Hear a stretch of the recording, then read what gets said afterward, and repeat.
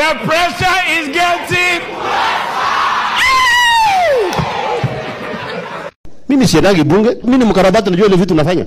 So kama wewe unaenda kunywa chai bunge na fitina alafu unasema ati Sudi angesoma zaidi mpaka akuwe na PhD na nini, angefika hapo mambo ingeharibika.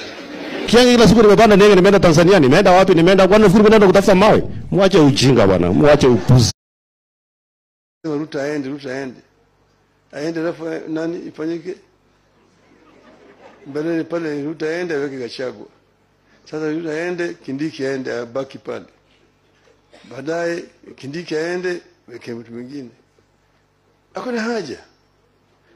Sasa tunapigia nini bwana? Vita tunapigia nini? Mimi sijafanya siri bwana. Vita tunapigia nini bwana? Mimi unapigia nini bwana?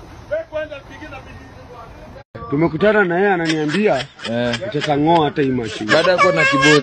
Unaangamiza watoto wa watu, utajirike wewe. Ajabu.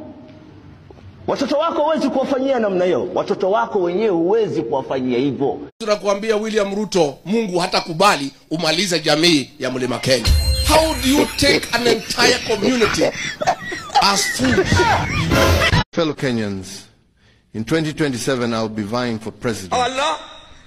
I've made a decision of coming back to politics in full force.